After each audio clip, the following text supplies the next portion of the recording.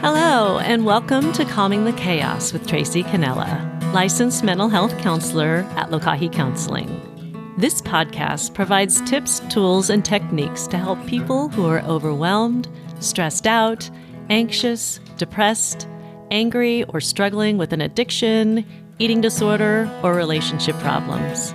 Through my personal stories, experiences, and training, my intention is to offer you new ways of coping with mental chaos and moving toward a calmer, more peaceful life. As you listen to this podcast, just know that although I am a licensed mental health counselor, this podcast is not a substitute for counseling or psychotherapy. So if you're really struggling with something and you don't have a counselor, I strongly recommend that you find a licensed mental health counselor in your area to help. You can do this by calling your local crisis line or by going to www.psychologytoday.com and doing a search for counselors in your area. That being said, now let the chaos begin. This episode of Calming the Chaos is called Silver Linings, and I'll be talking to Laura Vaillancourt, licensed mental health counselor in Washington State. Laura works with elders and their caregivers, providing them with resources and help through the healthcare system. We'll be talking about how Laura is calming the chaos within herself and her clients in this state of events that is happening with COVID-19 and the increased vulnerability of all of her clients. Let's listen in. Well, so welcome. We are here with Laura Vaillancourt, and she is the owner and founder of Eldercare Counseling and Guidance Services. She is a licensed mental health counselor in Olympia, Washington. And she helps families navigate, plan, and she guides them through the healthcare system for elders. And she helps them make decisions and provides counseling, care, and consultations to them. Welcome, Laura, to Calming the Chaos. This is a video version and also an audio version, so you are a groundbreaker for me. And thank you for joining me. Thanks, Tracy. Yeah, and so we have just been talking. Actually, Laura and I are really good buddies, and we started out in this journey together probably 3 or 4 years ago, something like that, when we were just inundated with clients and wanted to know what we would do to refer out and meet the needs of the community in Olympia. And then we became mastermind buddies together and started to manifest our dreams. And oh my goodness, now we're here. Here we are. Here we are. And I think both of us are going through a fair amount of chaos being mental health counselors in a time like this. And Laura, I've just been talking to about her own particular chaotic situation that she has. And you know, I just wanted to be able to have you share a little bit with the counselors and other people out there what you are going through and how you are managing this. Oh, thanks, Tracy. Yeah. It's not often we get invited to just talk about our own chaos as therapists. And I imagine that I'm not alone either. Everything I'm sure that I'm going to talk about is very much relatable to probably a lot of small business owners or group practice owners or individual therapists or, you know, folks that are just trying to get by through these times. But yeah, so for me, you gave such a great introduction. My specialty is working with the aging population. And so I have clients that I see that are older adults. Many of my clients are older adults, and so they are living in situations right now that are definitely, they're being impacted tremendously. The other big population of folks that I work with are caregivers. So they're family members that are caring for an aging loved one. And boy, you know, as you can imagine, people that are caring for someone they love and now suddenly are being limited in their ability to access those loved ones, or they are, for lack of a better word, stuck at home and can't get out. And so they're needing to be caring for their loved one, and they are feeling more isolated as far as accessing outside support. So as a professional that serves both of these populations, my team has been our hands have been really tied in being able to access folks and make sure they're getting the support they need, especially during a time like this. So normally, when we're not in this crisis, my team provides counseling. So we are there to support folks emotionally. Again, whether you're a caregiver caring for someone else in your home, or you're a caregiver from a distance, or you have a loved one living in a facility, we're there providing counseling for those individuals, as well as providing counseling to the older adult who's going through often so much change and loss and transition. But then I have a team. So my business also provides care management services. And so I have a team that really acts like a surrogate family member, someone that's there to hold your hand and walk you through the decision making and implementing services that you may need, and educating about diagnoses or medications. So there's a lot of different things that comes with the world of working in the aging population. And then the third thing that I really do a lot of is just consulting. I have families that are lost. They don't know where to turn. Nobody's an expert in, how to grow old or what we need to do to prepare for that. So I do a lot of consulting. So I'll meet with families one-on-one, and we can really zero in on what their particular issues are. And they can walk away with some really clear next steps and some really, good education about what to do and how to move forwards. Well, and so that's on a normal day, or that's on a normal day time. Yeah. How has your practice changed since this whole COVID-19 stuff has happened? Well, as everyone knows, this kind of happened. It feels like overnight, the speed in which all of this has taken effect. And then we also know that, in Seattle, Washington is kind of where those first cases were found, and they were found in a skilled nursing facility. And you add on top of that the most vulnerable population is our older adults or those with immune problems. And so they're immune compromised.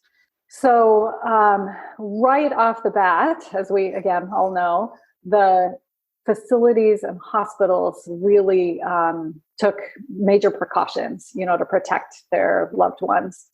And one of the most heartbreaking things about all of this really is that our aging population already combats isolation and loneliness, whether it's because that population has lost loved ones because of their, aging or disease, but they also have significant amount of loss in their physical abilities, whether that's their vision or their ability to walk, or their hands may not work well enough to utilize technology or call people.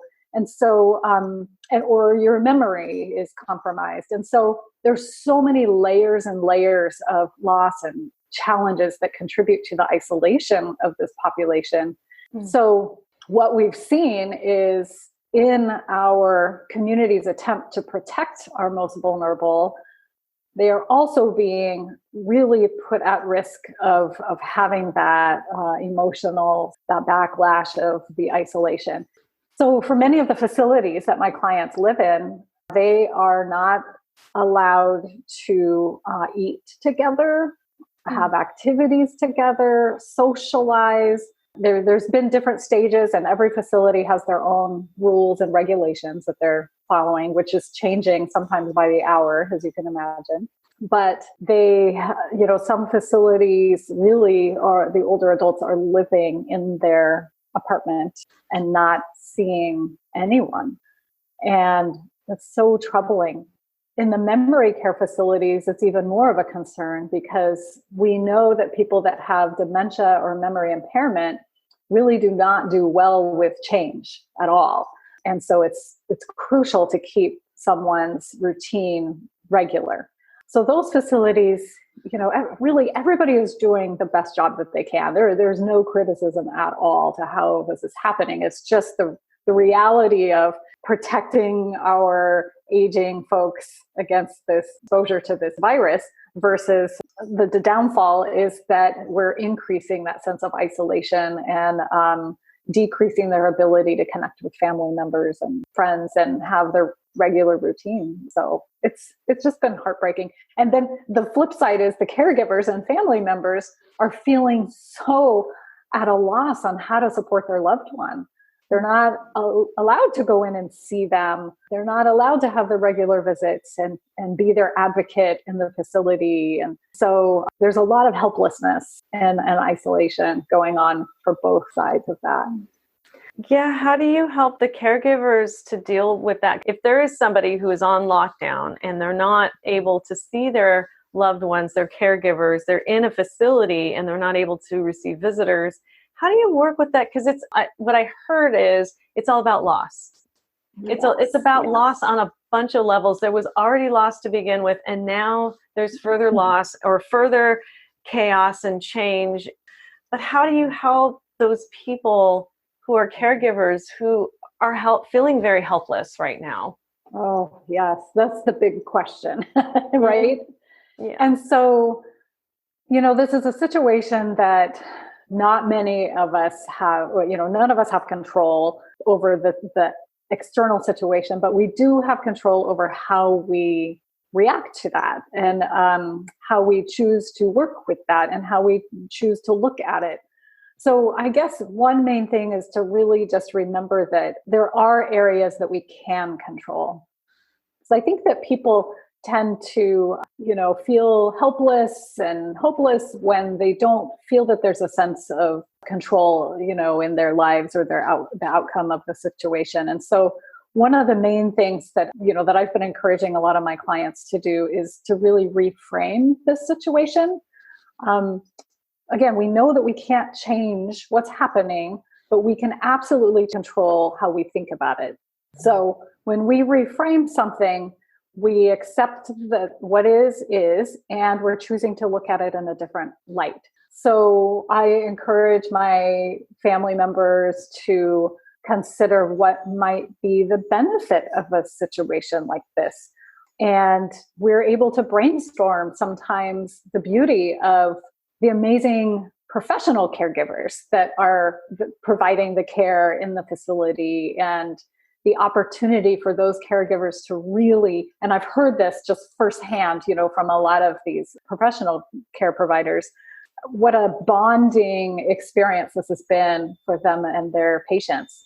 And that these teams of professionals, whether it's in the hospital or a nursing home or memory care facility, are having this opportunity to really come together and be protective and, be better advocates for their clients. Also, in the reframing, we talk about reframing in the sense of a family member and a professional caregiver are all part of a care team. And so seeing yourself as a family member as part of the team can be helpful too. It can help a caregiver not feel like they're so isolated in being the only advocate for their loved one. And so some family members have brought care packages to the facility for the professionals. And oh man, that goes over so well. These professionals that are struggling with their own personal lives, and the kids are out of school and they're juggling childcare and their work. And so, yeah, reframing, I think, is a really important piece of this work. Yeah, I was actually thinking of, and weren't we talking about silver linings to certain situations? So there's the dark clouds, every dark cloud is a silver lining. So the silver linings to all of this could be that the staff is going to be acting as more of a family member, because the family members and caregivers can't get into the facilities. And are most of the facilities able to accept, like I was thinking, like a handwritten note or a letter, just letters every day, or care packages? And I don't know if those are allowed directly from caregivers to facilities so that they can give them to loved ones. Yeah. Actually, of course, a big part of surviving this is to stay connected, right? We know that isolation is happening physically, but we don't want people to feel isolated socially, non-physically, I guess. And there are ways to do that. And like your idea is wonderful. And a lot of people in our community, our lovely community of Olympia, Washington, have volunteered and are donating handwritten notes and letters and cards. And so absolutely, those things can be taken to the facilities. What they typically do is they sanitize them, they'll spray them down with, their sanitizing sprays and let them sit for a period of time before they bring them in. Yeah, those things are appreciated. Another helpful thing is using technology when able. I know that there's a facility in town that went out and bought all of their residents iPads so that they could communicate with family members, which is unbelievable. I mean, that's going way above and beyond, and neat thing to hear. But they're helping the residents install Zoom or FaceTime and letting family members know about that. Another thing that I'm doing is we are able, because of technology, we're able to offer some of the groups that I would normally do. We're launching them online as well, so that some of the support groups in the facilities that I run, we're going to join on Zoom as a group together. So each older adult will be in their room, but they'll feel connected and part of the community. And then some of the family support groups as well. They're not able to get in to see their family members, but we are still able to have our support group online and feel connected. And wow. Yeah, I was wondering about the technology piece with the older and the elderly, and how they could maneuver through that if they don't have any idea, maybe even what an iPad is or how to use it. Right. So that's where the staff comes in, I believe, probably just getting them all set up so that they can see everybody, all their buddies. It's so fun, Tracy, I got to tell you, like I have several 90-plus-year-olds that are so tech savvy. They have their iPhone, they have their apps, they have their games. Clients that text and then there are some in their 60s that are, people that are shy away from technology. And so really, it's been a real reminder to me that everybody is at a different place, a comfort level with technology. And the beauty is our technology is becoming simpler, really, more user-friendly. So there are some things. So I run my friend and I run a Facebook group called Get in the Lifeboat, and it's for dementia caregivers. And so we've been having a lot of discussions in that Facebook group about technology and how to stay connected. Another fun one that popped up in that group was there are postcards that you or I could download an app and choose a picture from your phone, and you can send it. It will be delivered as a postcard to your loved one's mailbox. And you can type a little note, and the postage is all included, like in the app. So it's literally, a push of a button for you to send a postcard to someone. And that, I know that I have clients, families that use that, and their loved ones just love that because, that's a generation that they communicated with via mail, and getting mail was always something exciting. It's communication and connection. I believe that necessity is the mother of invention. And when we have times like this, we are forced to be creative in in getting what we need. And if what we need is connection with other people, then this is really a great time to be able to be creative about that. So absolutely. You have a bunch of ways to do that. It sounds like. And so as far as helping the caregivers manage the chaos of having a loved one in a facility where they can't get to or visit directly because they're locked down, do you find that enlisting some of these techniques and these tools and reframing and these apps and such, these support systems, do you find that it lowers their chaos or their anxiety levels? Yeah, the nice thing is, so I came up with this list of 5 things that you can do to stay sane, if you will.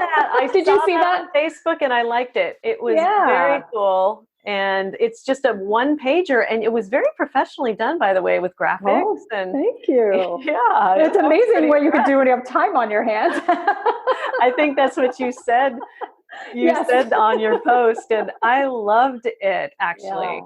Yeah, tell us about some of those things that are on that beautiful list that you created. But first, just a really quick word about another organization who helps people in times of chaos. You know, life is stressful enough without something unexpected happening, like a natural disaster. That's why I really appreciate people and organizations who volunteer their time and energy to help those in need of unexpected disaster and loss. One such organization is World Central Kitchen, which is an organization that creates smart solutions for hunger and poverty. Their Plow to Plate program in Puerto Rico is helping to create food resiliency in the face of future disasters. And so with the help of donations, World Central Kitchen has shown that there is no place too far and no disaster too great for their chefs to be there with a hot plate of food when it's needed most. So check out World Central Kitchen at www.wck.org.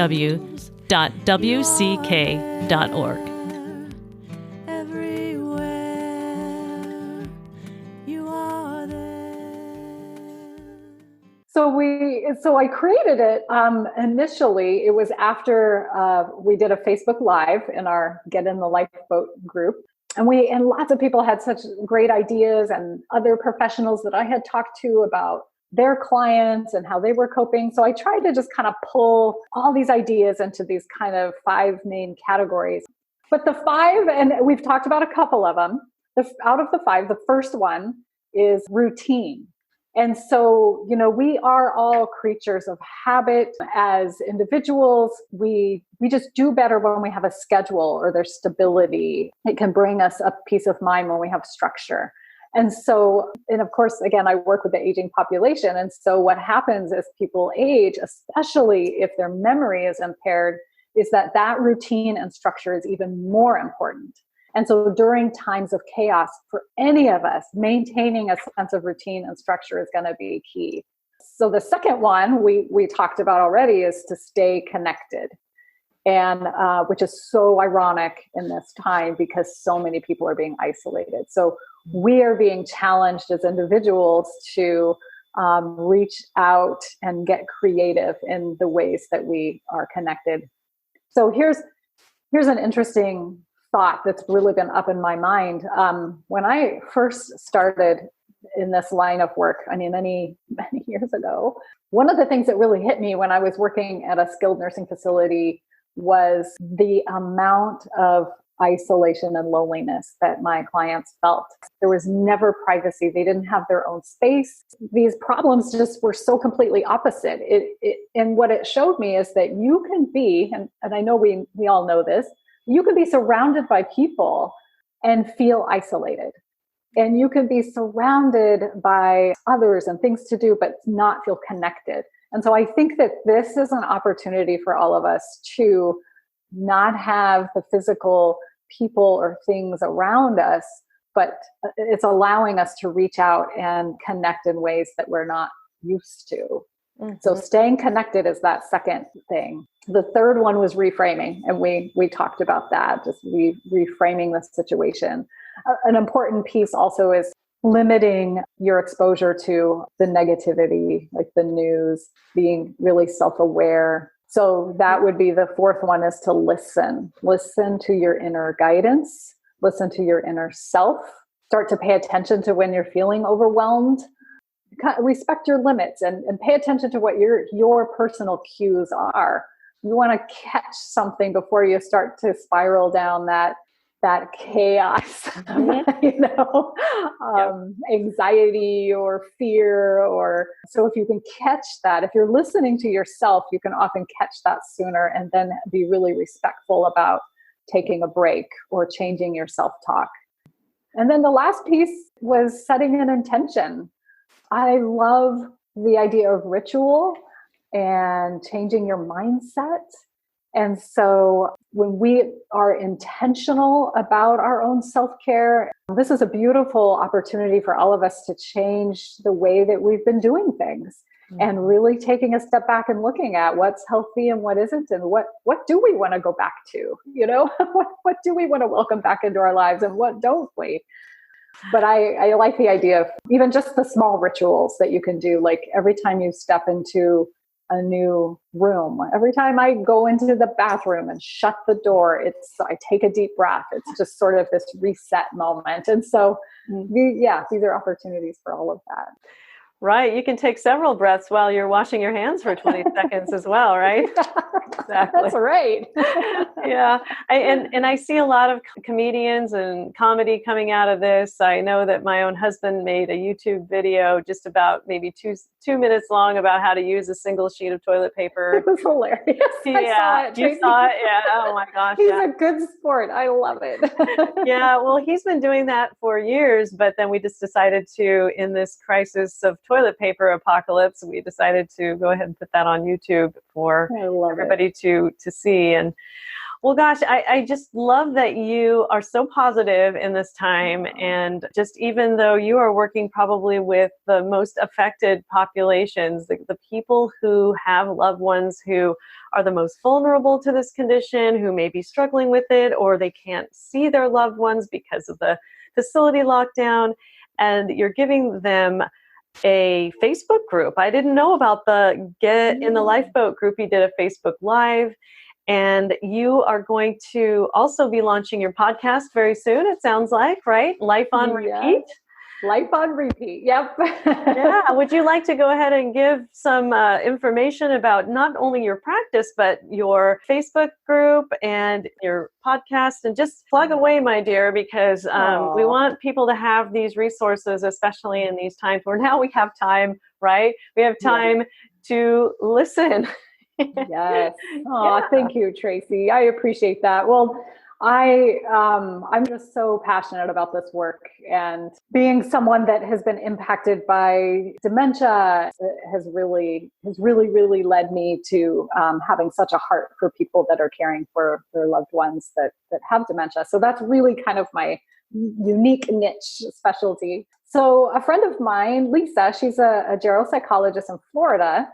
We started a Facebook group really because our intention was to launch a summit. We wanted to do an online summit for dementia caregivers. And we wanted to do it online because so many caregivers do not have the luxury of being able to leave their home. And we wanted them to access it at any time of the day or night, in their PJs, whenever. So we recruited 25 dementia experts from across the country, and they recorded a presentation, and then we interviewed them after their presentation. And so we launched it on Facebook, a private Facebook group. It went so well, and this community of people are just amazing. I love every one of them. And so we decided to keep this Facebook group up and live, and we decided to keep the presentations up in there in the units tab. So anybody can join that group. If you are caring for a loved one, please consider checking us out. It's just a lovely supportive community. It's called Get in the Lifeboat. So from that, I love listening to podcasts. I love your podcast, Tracy. Thank you. And I've always wanted to start a podcast. So my dream right now is to start a podcast for dementia caregivers. And I'm early on, so it hasn't launched yet. I'm hoping it will launch in the next month or two. It's called Life on Repeat, and it will be a dementia caregiver podcast, and it will feature professionals that I will interview. It will feature caregivers themselves talking about their experiences, and we will share education and resources and emotional support and self-care. I'm just really thrilled about it. So, and then I am available for consultations and consulting across state lines, so anywhere in the country. And you can find my website at eldercarecounselor.com, and you can book a session. We can have a Zoom video session, or we can have a meeting over the phone, but I'm here to help guide folks. And Laura, you're just such a sweet person. I just have to say, just knowing you, you're just such a lovely human being, very helpful, very supportive. And I know that that is the work that you do with others, your clients, and just in general, the community. I just really want to thank you for all the wonderful work that you do in our community and beyond. Apparently, consulting can go worldwide, right? Yeah. Thank you. Thank you for being on today, and take care, all right? Thank you for listening to Calming the Chaos. If the information in today's podcast has been helpful, please consider subscribing and share it with your friends. You can find the Calming the Chaos podcast at calmingthechaos.libsyn.com, which is the main website for the podcast. From this website, you can click on a variety of social media outlets to follow Calming the Chaos. You'll also find links to the podcast on iTunes and Apple Podcasts. You can also access Calming the Chaos through my website at www.lokahicounseling.com and click on the podcast page, and you'll see buttons with links on how to find this podcast, as well as a link to my CD called On This Day. This CD has a set of 9 practices that are all under 10 minutes long that you can listen to throughout each day to help you learn the practice of mindfulness. So check it out. There's a link to the CD, which is available on Amazon, and also to digital copies of each track, which are available on Spotify and Apple Music. Again, thank you for listening to Calming the Chaos. I look forward to sharing my next podcast episode with you. In the meantime, take care.